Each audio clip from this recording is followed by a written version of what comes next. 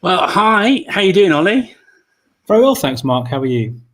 Yeah, I'm really, really good. Thank you very much. Welcome to another episode of Learn Live UAE. Whether you're watching on Periscope or whether you're watching on our YouTube channel, you are very welcome to be with us this afternoon or this evening, depending on what time zone you are in. It's 8 p.m. Gulf Standard Time, 4 p.m. Greenwich Mean Time. Between myself in the UK and Ollie in Abu Dhabi, each week on Learn Live UE, we try and bring you some stories, some training, some tips, some ideas, some inspiration around all sorts of things to do with education. And on the show today, rather than bringing guests on this evening, it's myself and Ollie sharing our sort of top tips for online/remote learning and teaching. So welcome to the show. Obviously, we've got some things prepared and planned to share with you over the course of the next hour.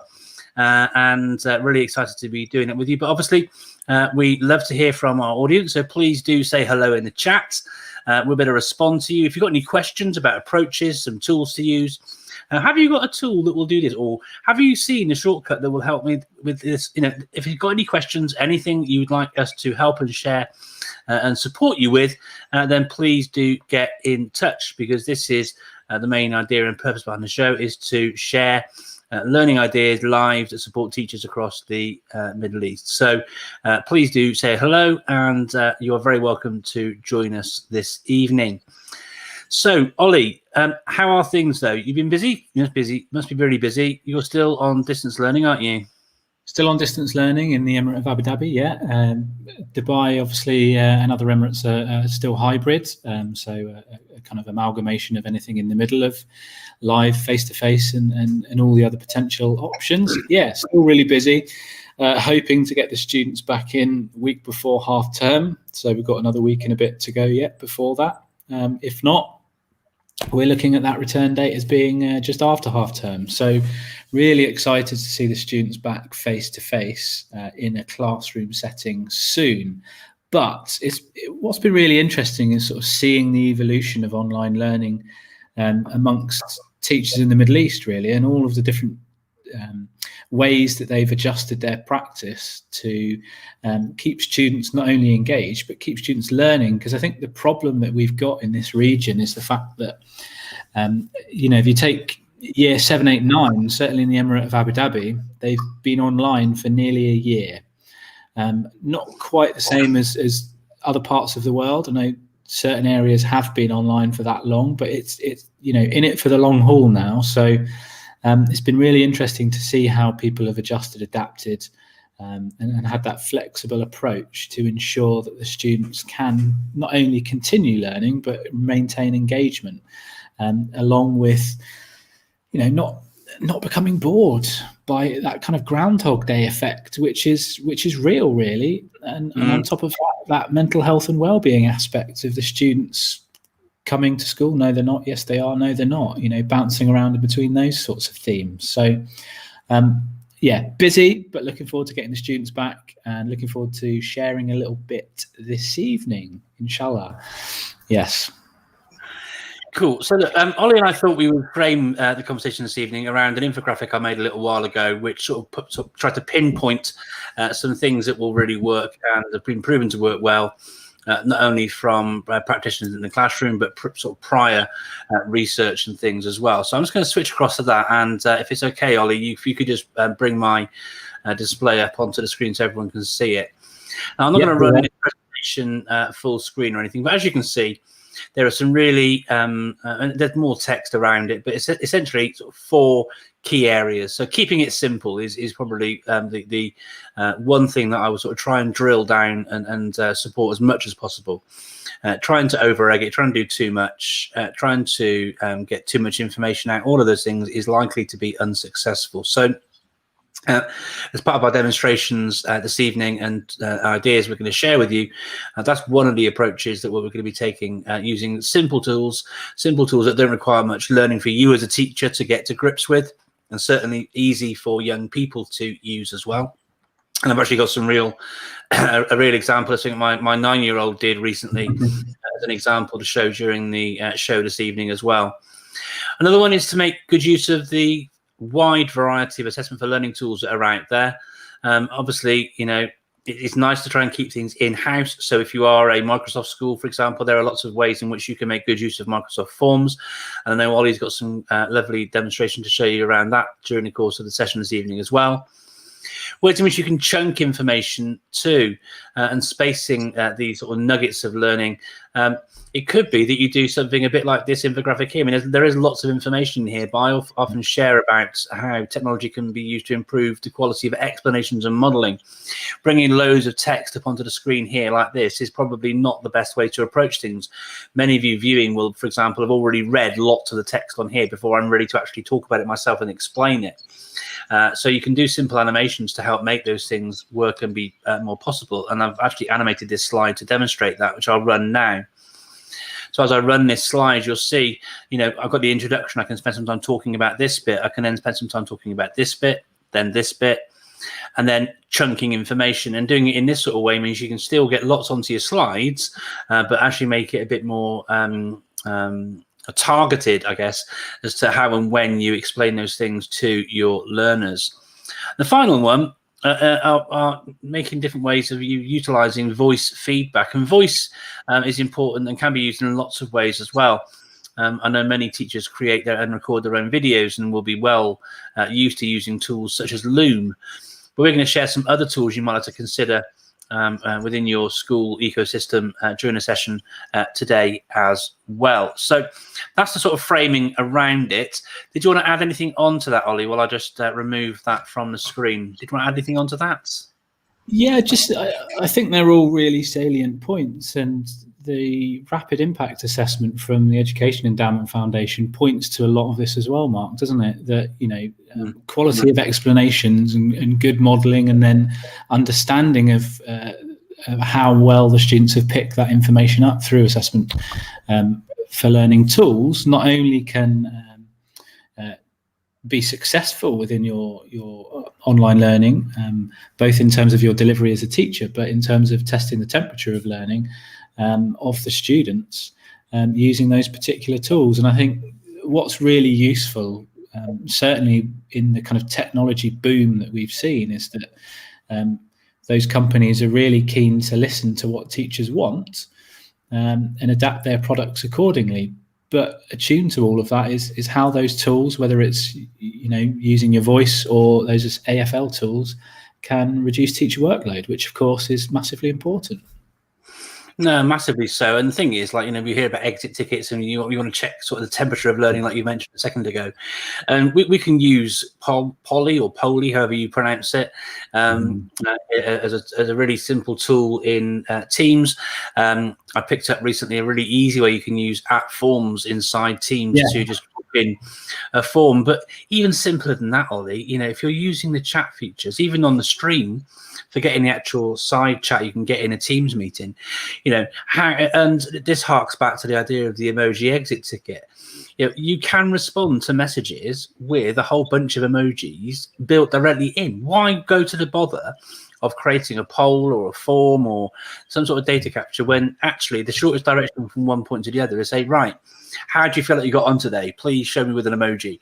And your 30, however many students you've got in your class, can quickly and easily simply respond by with a long press and choosing the emoji.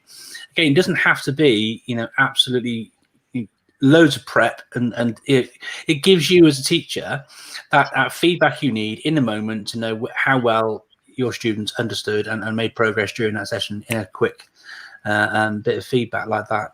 Obviously, it's good to gather more information, and we do low stakes quizzing for a whole bunch of reasons, but there are so many good things we can do. So you wanted to share some things. Are you going to share some keeping it simple tips, or are we going to do some chunking information, or are we going to do some assessment for learning? What are we going to look at first, Ollie? I don't mind. Where should we go? Should we do a few OneNote tips first? Yeah, let's go for OneNote, because OneNote's a huge tool for supporting teaching for learning. Loads and so loads. There you go. I'll bring it up for you.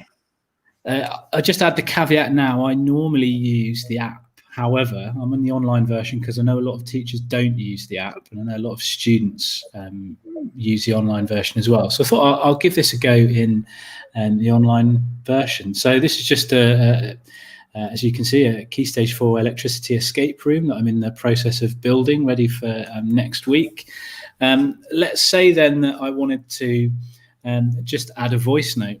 It's really simple. All you've got to do is just click anywhere in the document. Okay, I come across to insert, and I'm just looking for this audio button here. And I can just click it. Obviously, it needs permission to access my microphone, because at the moment my microphone is being used for our webinar here through StreamYard. So I'm just going to come back to StreamYard.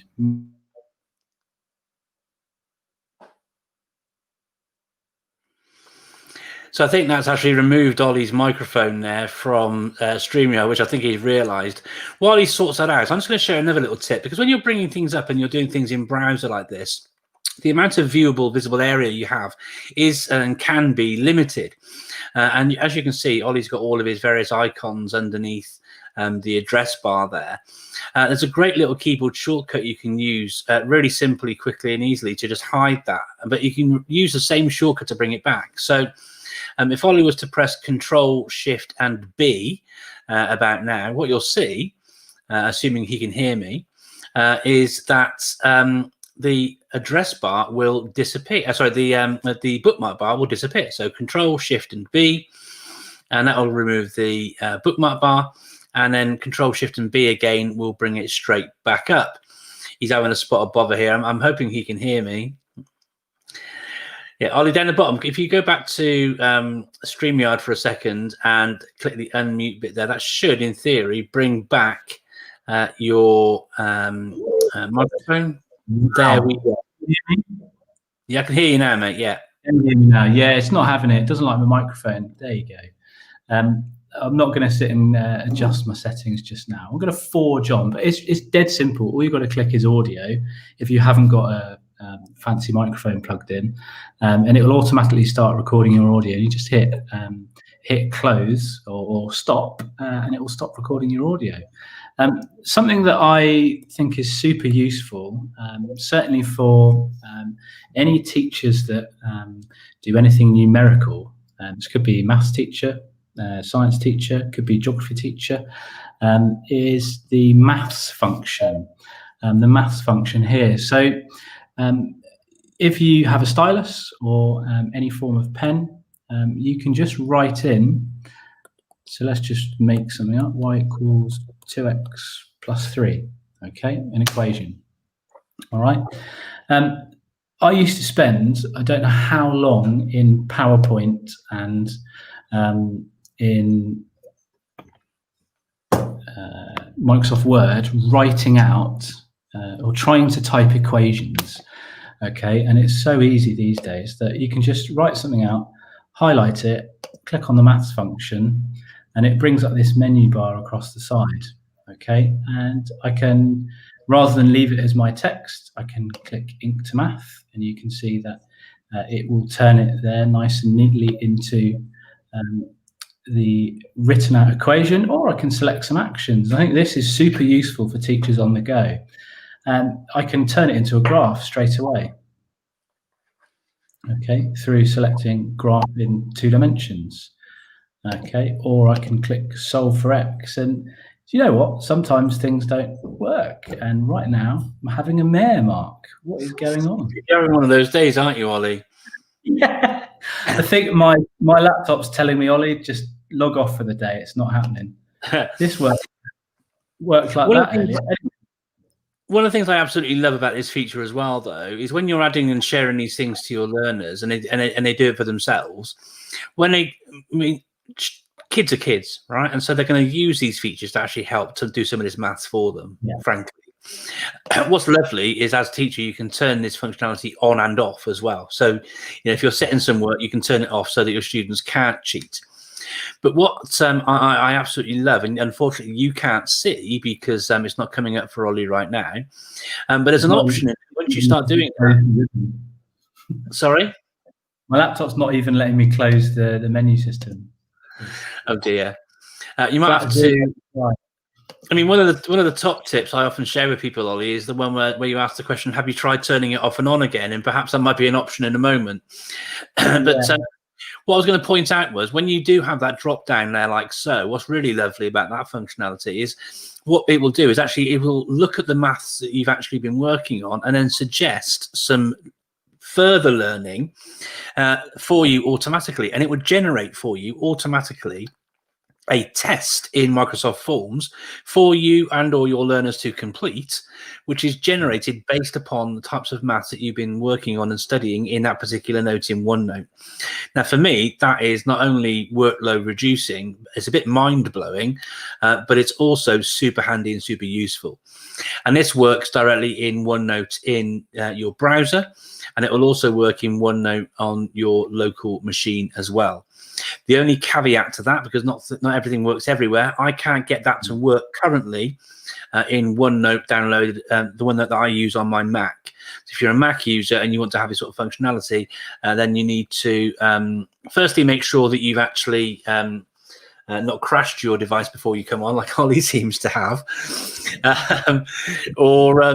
yeah, it should work in browser. And Edge and Chrome are very, very good browsers indeed. So hopefully that will sort itself out. What stage are you at, Ollie? You think you're going to have to reboot and come back, or are you looking to try that again? At the moment, I'm getting 0 response. I think what we'll do, Ollie, is the show must go on. Yeah. I'm going to, you reboot and come on back in. I know when you do because I'll hear you. I'm going to share some things around voice notes while you're gone. See you in a minute, Ollie. Using your voice to leave feedback is super helpful, and you can do it in lots of different ways. So, for example, if a student was to submit some work to you in PowerPoint, just like Ollie did with the insert and audio, you can drop little audio notes onto your PowerPoint presentations. It's a super easy thing to do.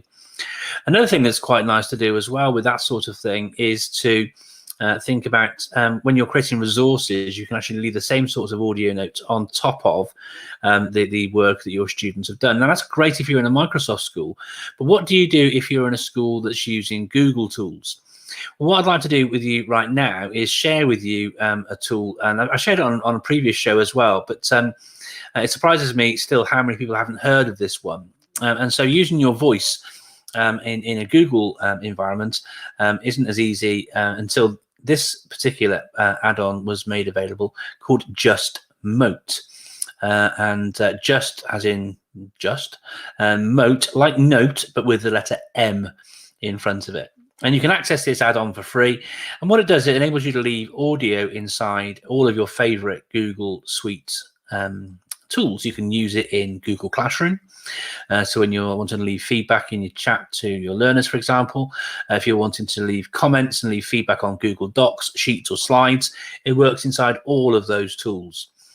So what I'm going to do right now is I'm going to share my screen, and I'm going to try and show you that tool working in a Google Doc.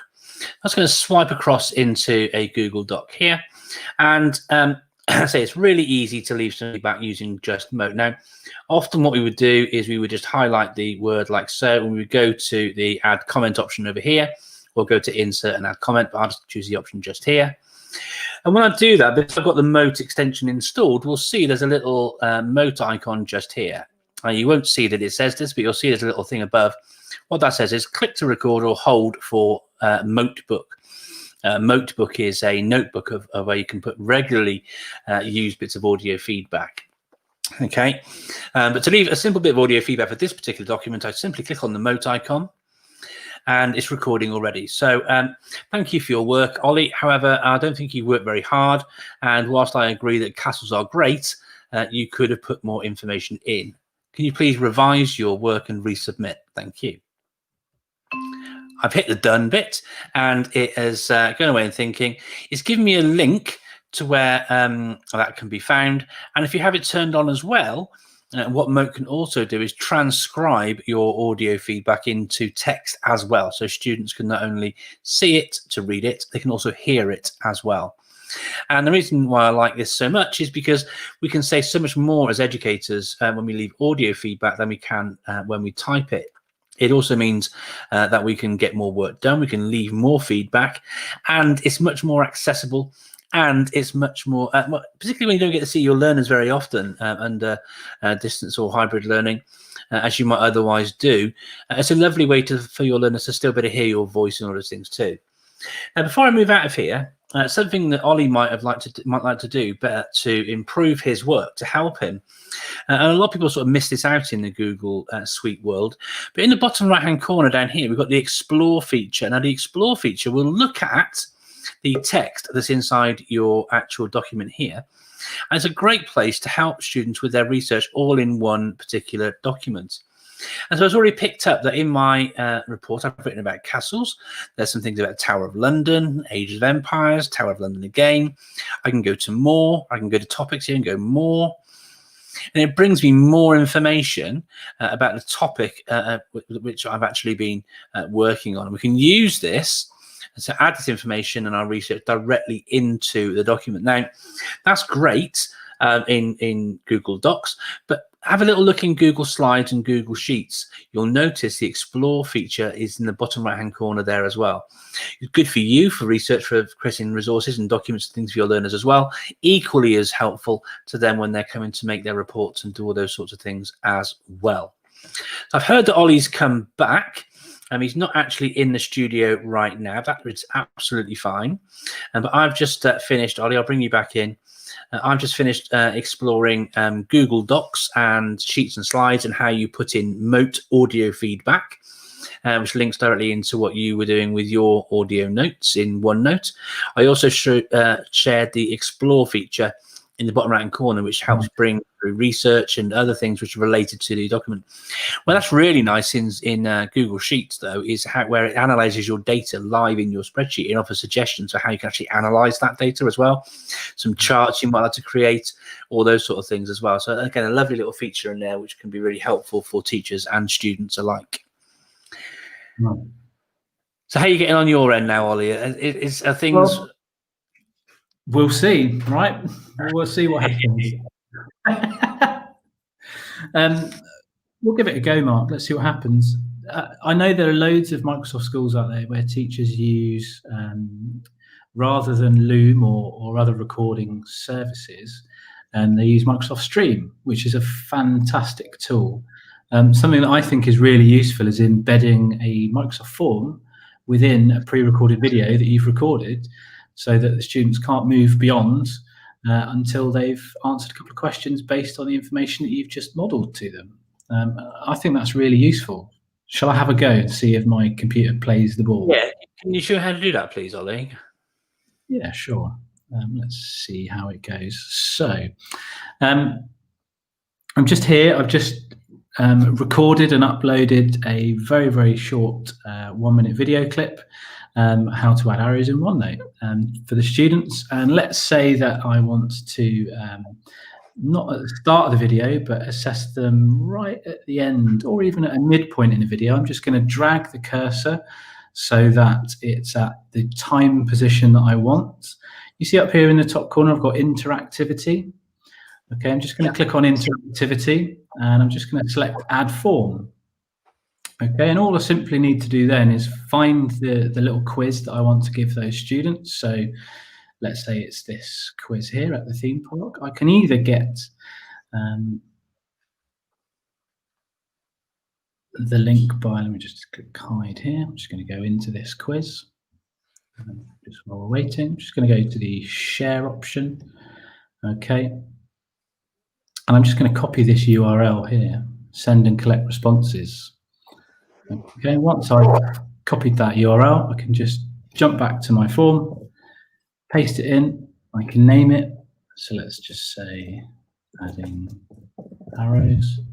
Okay, if you don't move the cursor at the start, okay, your position for the quiz will be right at the start of your video. Okay, you can change that. Let's say I don't want it at 45, I want it right at the end. You can just drag and drop it and you'll see that timeline position will be adjusted for you. Okay, I click add to timeline. Okay, and you can see then when your quizzes will automatically pop up for the students, and you can see that as well here, signaled by the two little dots that we've got here. Okay, there's two little examples within the quiz, and then if I just run that video, turn the sound off so you don't have to listen to me twice. Okay, as you get to that position in the video, the form will pop up. Okay, at the moment this form is closed. Should be able to just adjust this for responses. So we go into settings, accept responses. Just going to give this a little refresh so it should come through. And that quiz then will pop up at that point in the video. And I think that's a really easy, keep it simple tool, rather than creating that content and jumping between different tools for the students. I think it's really nice to house that little bit of assessment for learning within the tool that you're already using with those students. So just fast forward this little video to play point. Okay, just here.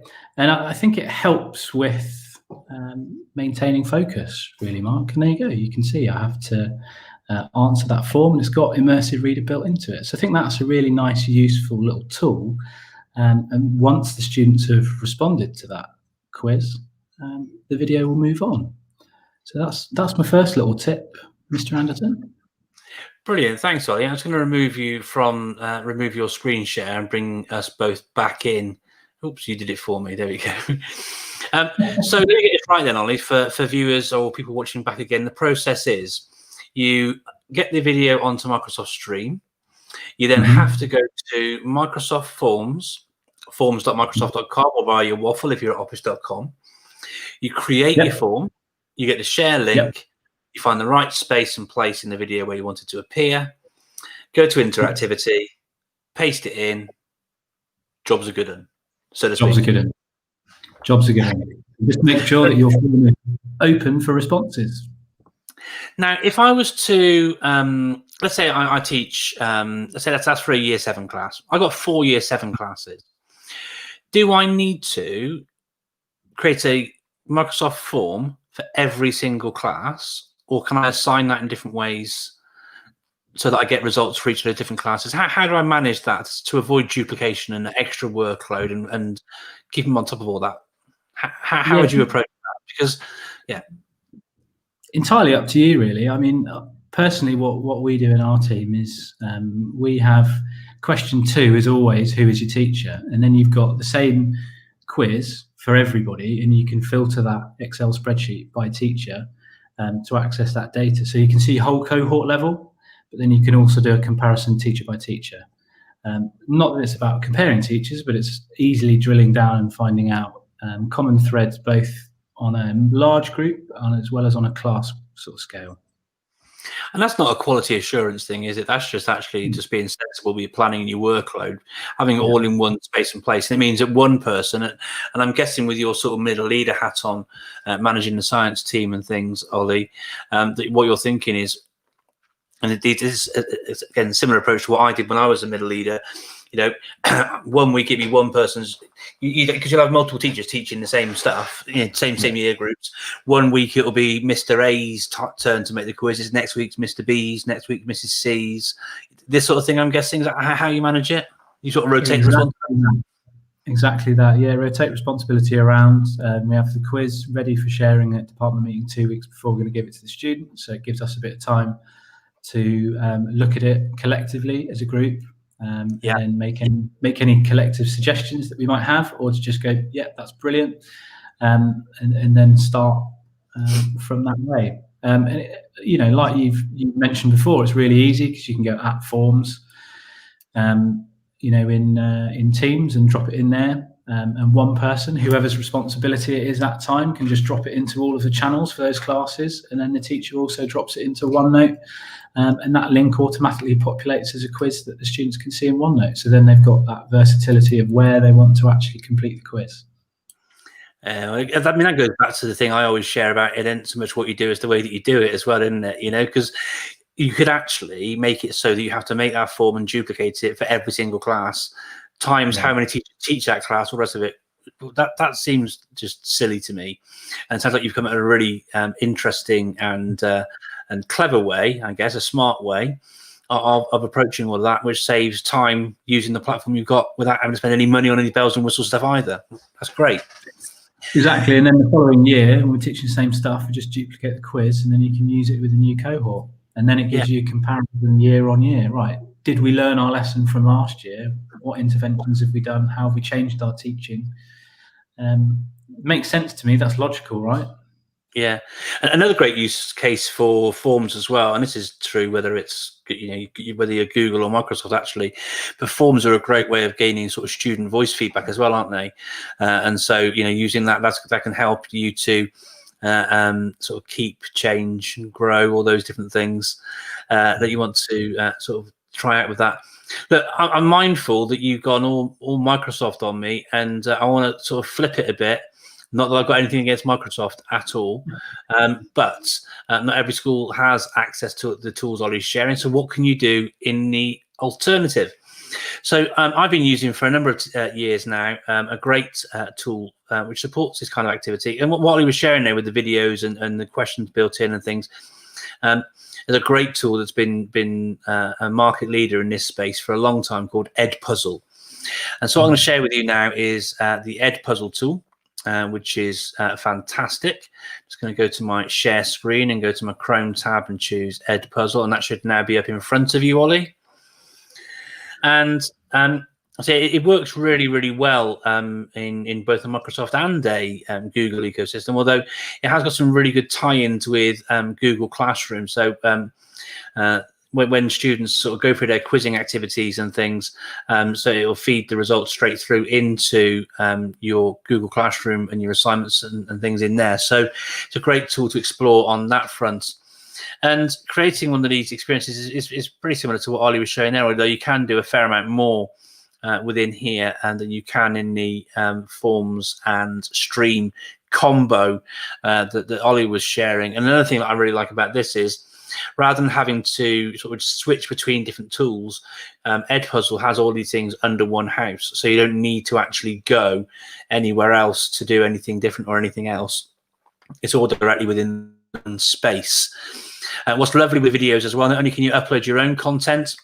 So if you're over here, I've got my session here called My Content, and I've got some classes over here, but you can see there's popular channels where you can bring things through to use with your learners as well.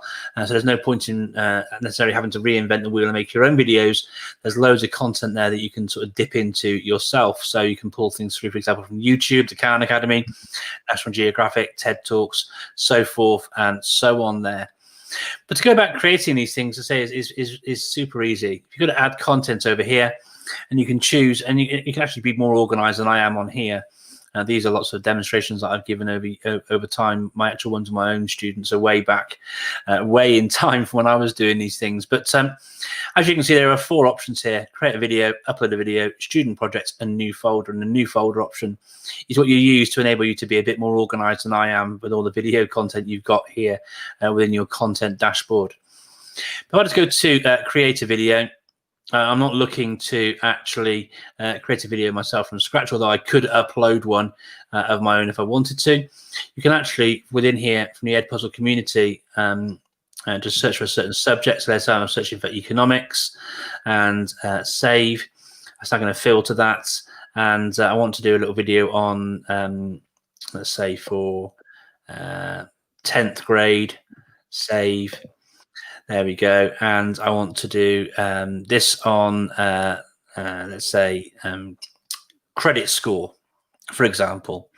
So I go into the video like so, and because this is somebody else's work and what have you, this is a great way to sort of dip into other people's sharing and content if you want to. So I'm going to go into this one from Donald Malloy, credit score. I'm going to go in on his video here.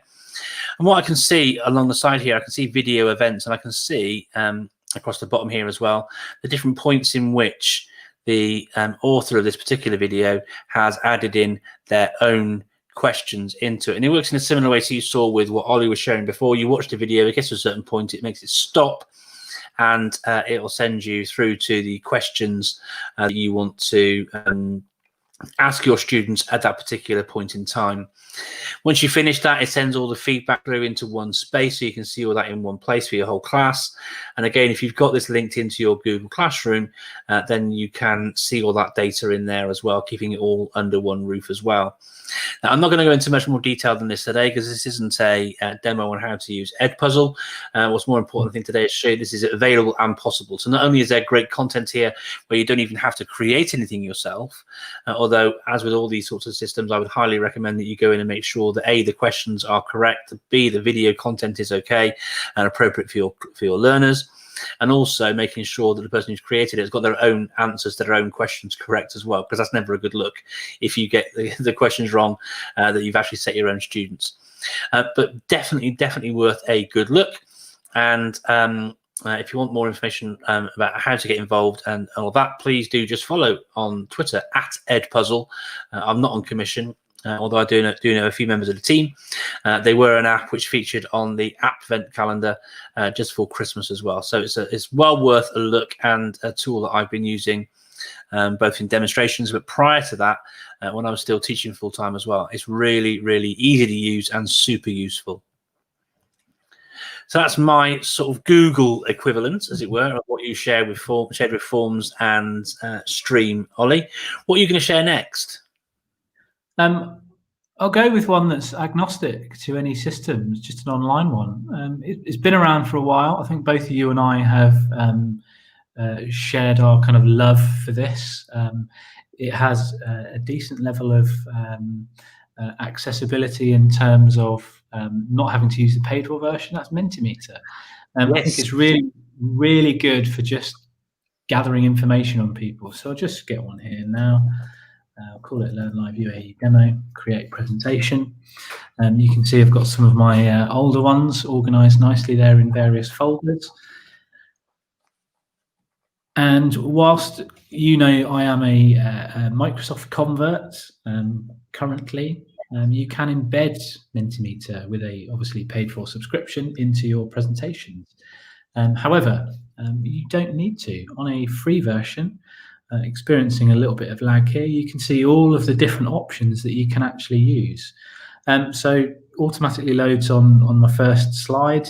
On the right hand side, you've got all of the different question types that you can have. So you can input a multiple choice question or a word cloud. I know you're a fan of that. I'm a big fan of the open-ended question. You can get sliding scales, rankings, quiz competitions. They're constantly updating it with new options, so you can have large numbers, text, identify quotes. The advanced options give you a few more, so you can get this looks like a bit like a Johari window, doesn't it? But how you would rate items. You can even with the paid for version import a quick form, and that mark to me looks like the Google form icon just there. It's dead simple though. Once you've decided, so let's just go with word cloud. You can type your question in. So what keywords spring to mind when you watch Learn Live UAE? There we go. You can obviously adjust the number of entries per participant. So let's say 5. If you want to include a image, you can customize each individual slide with various instructions. You can change the layout, of course. So you can choose an image first before you can adjust this particular layout. I just think it's a really nice, easy to use tool, and of course you can jump straight into share, and students on whatever device, say you're broadcasting from school, whether you're Microsoft or Google, students just need to put in that URL at the top, www.menti.com, pop the code in. Again, it's anonymous, which I think is really useful. As a teacher, you can see how many people are participating, and as you can see, the words appear on the screen, and the more people that vote on this particular topic, the larger the word in the center is. At the moment, we've only got one vote. If there's anyone out there, please do cast your votes now, but I won't leave it on the screen for too long, Mark. I just think it's really useful. It's different. It's engaging. If you want to delve a bit further with it, you can. And I think it adds another dimension to what some of the others are available tools can do by way of its kind of versatility. So I think it's really useful. No, I completely agree. And actually, you can use Menti and embed it into PowerPoint and what have you without a premium subscription. But honestly, given how quick and easy it is to just share a link and put the code in, it's much quicker and easier for you to just do it on the fly, drop the little note into Teams or something like that, whatever tool you're using, Google Meet or Google Chat or whatever, and do it that way, to be honest. Because whilst it's nice, it's not really required, and can actually muddy the water a little bit as well.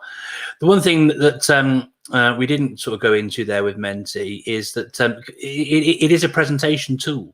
So whilst Ollie showed the various assessment for learning opportunities that are in there, if you did get a premium subscription, and I'll probably err against doing it for anything other than premium because you can fill them up quite quickly, but you can use Menti just like PowerPoint. So you can just pop in different slides for different types of content. If you press escape a second, Ollie, to bring that back so we can see the main screen, what you'll see on the right hand side where Ollie showed you those different question options, there's some tabs across the top. And on those tabs across the top, you can choose one of the options. I think I might have made Ollie's machine blow up again now. Make sure that, yeah, I think I might have made it all go pop. Sorry, Ollie. But there's an option across the top which says content. And then from content, you can then choose what types of content you want to put onto those slides, which aren't quizzing or anything else, but just sharing information and what have you. So I guess it's my turn now then, Ollie. Yep. I love asking students to create digital artifacts to showcase their knowledge and understanding. It promotes learning, it promotes oracy, it promotes lots of different things, literacy, sharing arguments, sharing evidence, all those different things. But more often than not, and I know this not only, having worked with many teachers over the years, what I see being shared online, but what I see being shared with my own children in their home learning activities, very often I see the make a poster or make a presentation. And I think those sorts of opportunities, those sorts of tasks are missing opportunities for students to be creative, to show their independence, show their skill, show their passions, all these sorts of things. And so, one thing I saw for many years, Ollie, when I was asking students to create their own presentations for me, that they would end up having to deliver in class anyway. But oftentimes they'd spend more time on the actual technology and making things animate and fly in, and not doing it in a purposeful way, like I showed on that previous slide where the things came in all together. Every character would have to, all the rest of it, and it's children think that's good, and well, it may look good for the first 2 seconds, but when you're 25 hours into a presentation and you're still on slide 1 because all the text hasn't come in, maybe not quite that long, but I digress. Now, I'm going to share with you a tool now, which, and before I get into that, Ollie's going to show some stuff on PowerPoint before we finish today. I know he's got that sort of lined up ready for us to have a little look at with PowerPoint. Like Ollie was talking about earlier, you can record PowerPoint presentations in Microsoft Stream, but the sort of caveat, I guess, with using PowerPoint for this particular purpose is it's the same thing. One, because it's so easy to create a PowerPoint presentation and put lots of content in, often children will copy and paste stuff and so they'll plagiarize, number one. Number two, there is still I think it's like catnip for children, Ollie, because they just can't stop themselves but using all the colors. A good presentation equals using every color possible, every font possible, and every animation possible. And when it comes to delivering a good presentation, as we know, it's not about bells and whistles. It's about how effective that content is delivered and shared and all the rest of it. So I'm not saying PowerPoint isn't a great tool for it, but often children don't have the right sort of self-regulation and metacognition around how to deliver a good presentation because there are so many options available to them. And so I want to share with you this afternoon a tool I've been promoting and sharing for a very long time now. And I've got a real life example to share with you that my own son made just last week. And he was asked to do a lot of reading around gravity and orbiting and rotation, and a subject close to your heart here, Ollie.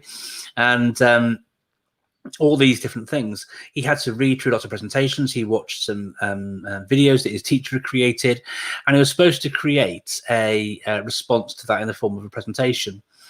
And when he said to me, what shall I, he started working away independently and all the rest of it. And he started doing exactly what I was saying. He was just like, copying stuff from the presentation the teacher had made, pasted it into the one that he was making. And that's just not learning. I wanted him to show that he'd actually learned these things. And so rather than making him do the slides and then record his voice over the top, which is great in PowerPoint, don't get me wrong, and it saves it into Stream, and you've got the live subtitles that you can do. The fact that when it's in Stream, it will then create a transcript for it, all those different things. That's great. But one of the reasons why I absolutely love this tool is that it takes a lot of that sort of faff and choosing of fonts and all these different things away from all of that. And the tool I want to share with you today is Adobe Spark Video. It works in your Chrome or Edge browser. It works on Android and iOS. If you're a school using iPads, the iPad and Android apps are great for Spark Video. And it's completely free to education. And you can link it up to your Office 365, so your Microsoft 365 setup as well, so you can get single sign-on for that. So students can just go to the app, log in with their school email address and password that they already know, and it will all work, so long as your techies have gone through the Adobe deployment guide. But it's completely free for education. And it's a massively powerful offer that offers not just the video thing I'm going to show you now, but two other tools, Spark Post and Spark Page as well. I'm just going to share my screen, Ollie, and I'm going to have to go to full screen, I think, like so. And like PowerPoint and Menti and Keynote and Google Slides, it's a slide-driven interface. So as you can see, we've got slide 1. It's a slightly different layout. The slides are organized across the bottom in Spark Video. There's slide 2, slide 3, 4, 5, 6. It promotes good digital citizenship as well. So these icons that my son has used in here, for example, there's a credits page created automatically. You can see that the icons come from the great free Creative Commons free site, the Noun project. But it's important still that credit is given for these things as well. And so what you do to make a slide in here, I'll just pop a new one in. And it pops it over here. And once you've made that new slide, you can choose to put in a video, and you can upload your own video content to go in the background. You can add your own text. You can put a photo in, and you can put an icon in. And then what you can also do on the right-hand side, as you can see here, you've got full screen, split screen, caption, or title and text. So I'm going to, rather than choose the full screen, I'm just going to go for split screen so you can see more of the options that are available. So I'm going to go to here, and I'm going to write Learn Live UAE, and over here I'm going to put in not a video. I could put a photo in, but I'm going to go for, I should put a photo in. And the photos, just like the icons, being Creative Commons free, and you can upload your own photos from lots of different destinations. But the Find Free Photos option is great. It pulls pictures through from websites that are, again, Creative Commons licensed free for you to use. There's no concern about sort of digital citizenship and anything going awry. So if I just put Grand Mosque Abu Dhabi, like so, not Abu Dhabi, Abu Dhabi, like so, it's now going to find me a whole load of pictures that I can use. Let's just choose that one there. And what it will also do then is it will populate an extra credit onto the credit slide as well for that particular image. What's lovely with this is that it promotes the students writing scripts for every single slide. We can't put too much text onto each of the different slides. What we can do is we can go to the little microphone option down the bottom here. We can press it and hold it down and speak over the top. They recommend you sort of only have about 20 seconds audio per slide. Okay. I'm not going to record my voice over the top of this. So what I am going to do, and hopefully it will work nicely for us, albeit we're streaming and things, so it might not be perfect, but we'll see how it goes. I'm going to hit the play button over here, which should then play the entire video, so you can see what my son achieved with his video. Hello, my name is Dougie Anderson, and here is my presentation about the Earth and the Sun.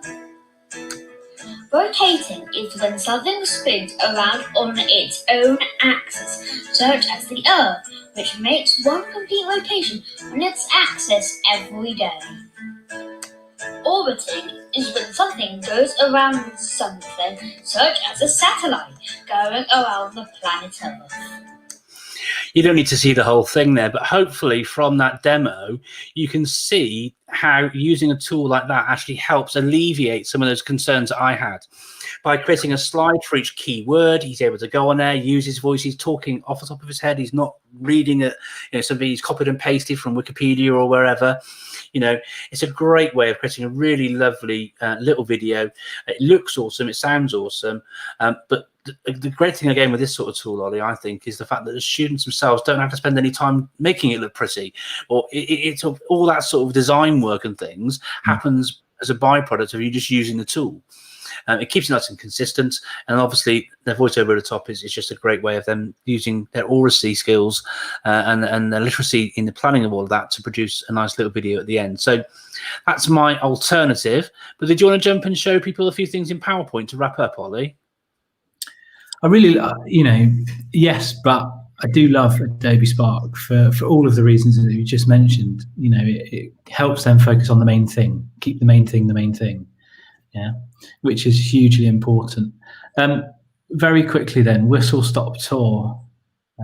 One or two little things in PowerPoint. This is what we were saying before the show. That we couldn't believe, could we, Mark, that this hadn't been sort of realised, shared sooner. I mean, how often do teachers use a presentation, whether it's an online version of PowerPoint like this, or if you're in a Google ecosystem, Google Slides, simply sharing the link to the presentation to the student. So you can see here, I've just got a little demo knocked up.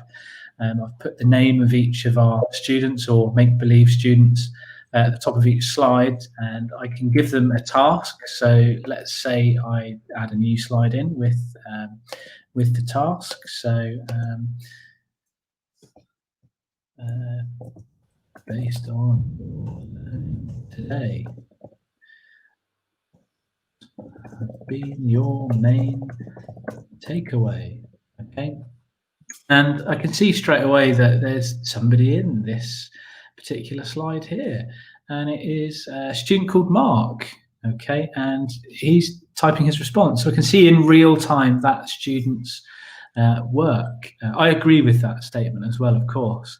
I can't believe this hasn't been sort of shared out there sooner, Mark. Can you? It's just such an easy and obvious thing that's in line with that, keep the main thing and keep IT simple. You can have one collective document per topic that the student just uploads their work onto, and you can see straight away, and you can jump in as the teacher on that particular piece of work, and I can either highlight that particular piece of text, and I can add in a new comment and send that to that student, and they'll get that little notification. Or you can even add in a little bit of audio. I'm a bit hesitant to do that after my mic didn't quite allow me.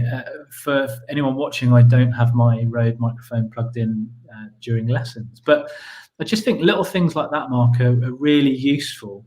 We go back to your infographic, something that teachers have started doing quite a lot now is including icons in their work. Obviously, we've got them built in. If you're Google, you can go insert icon, and you can search through Google. Quite often it pulls them from Noun Project as well, but PowerPoint has them built in. So you can just search for almost anything, and you can select multiple all at once. So obviously, being the physicist, I'm going to throw a couple of science ones in there, and you can start to build your presentation slide with a couple of icons in, and you can obviously include the relevant key information in a little box next to that icon that relates to it. So now we're going down that route of dual coding or not dual coding. Some people kind of argue against. But I just think that's a really nice, easy tool And in line with Adobe Spark Video there, you know, the icon can help as a reminder to the student for a particular thing to talk about in their presentation. So I think it acts as a little supportive network. So two little things there within PowerPoint. Massively so. Can I just reinforce what you said there about the sort of putting different student names on different slides? You know, you can replicate that really easily as well. So if you're using Word, for example, for students to sort of collate some research into, just make a simple like 2 or 3 column table, and column 1 you just pop in the names of all the students, so they know which row they're supposed to be putting their information into. If you're working in Excel, just create your template for that particular sheet, and then once you've done that, just maybe lock that particular one, but duplicate it X amount of times for how many students you've got in your class, and name each sheet. And again, collaboratively, your students can all be working on the same spreadsheet, entering their data or whatever it is, and they can all be seeing that and being on the same in the same place and space all at the same time as well. Have you still got your PowerPoint open, Ollie? I do, yes. I thought as a last little thing to show, something that's been again, we mentioned the E word earlier, the engagement word. Engagement is a poor proxy for learning. It's not about you making your lessons all singing and dancing and you becoming a clown on screen and things, but making it so that students can engage is massively important. And a feature that was added to PowerPoint a while ago, and I'll be honest, I'm running from the seat of my pants here a little bit because I'm not sure. Yes, it is. Yeah. They've added a feature which is about using subtitles. So just to the right of where Ollie is now, it says always use subtitles. If you just click on the drop down there, Ollie, you can see that you can choose where the subtitles go, but you can also sort of put in what the spoken language is and then the subtitle language. So Ollie, obviously teaching in Abu Dhabi, might have a whole lot of students in his class that speak Arabic. Ollie might know a few words, but he's clearly not a native speaker. But what happens here is now when you run the presentation and you start speaking, it will pick up what you're saying in English, and then it will live translate it into Arabic at the bottom of the screen. Now, you've also got the opportunity here where people can join the session live as well. And I think Ollie's still having a few microphone problems, which is why the subtitles aren't working. But these are all lovely, simple to deploy, easy ways of helping your students, your pupils to engage and to follow along, regardless of some of the language barriers they may have sometimes. Yeah, just again, a lovely little feature built into those things, into the tools. So that was the purpose of our session today. What we were really keen to try and be able to do with you today was to be able to provide some strategies, some ideas and tools you can use to best support teaching and learning when you're working online or working remotely.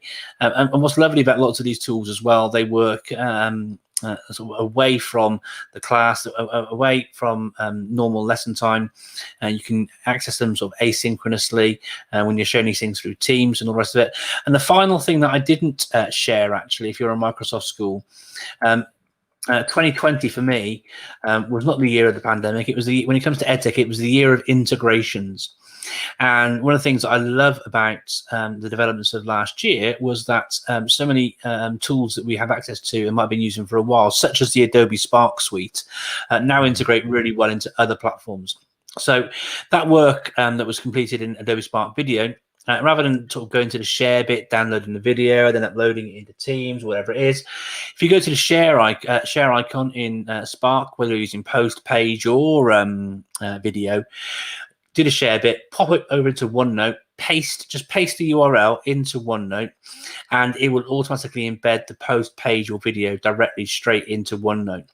And that's a really good sort of tip to pick up as well. Like the same thing happens if you copy the link for a form you've made in Microsoft Forms. Just get the share link, copy it, pop over to your OneNote for that particular class, wherever you want to share it to them. That's up to you. But just paste it in, And again, OneNote will recognize that it's a Microsoft form, and they will just embed it directly into the note that you've made for your class. And things for me, that stuff like that for me is where it's really so helpful to teachers, because as we've shared before, Ollie, many times, there's no silver bullet with any of this stuff, is there? And by having stuff that can speed up those little bits, so those aggregated marginal gains, we keep on talking about these things, keeping it simple, but putting it as part of your repertoire as a teacher can help have a massive impact and a big difference to what you're doing in the classroom. So thanks to everyone who's joined us on the show this evening. We're looking forward to our show next week. Things are busy, but looking forward to coming back and you joining us on our show next week, where we're looking forward to welcoming Paul Gardner and Linda Parsons from Dara International School. Congratulations to them. They won the ISC Research's ISA International School Awards for the Best School Digital Strategy just a week or so ago. So we're looking forward to digging into those conversations and all of that with Linda and Paul. And I'm just thinking about the McCartneys there, but that's something completely different. So we're looking forward to welcoming both of them onto the show next week, which will take place same time, same place, YouTube, at youtube.com/learnliveuae, or via my Periscope on @ICTEvangelist on my Twitter. But for now, I hope you have a great week ahead. I hope you found these hints and tips and ideas useful for you in the classroom. But for now, it's goodbye from me. Goodbye from me. Take care, everybody. Be safe, please.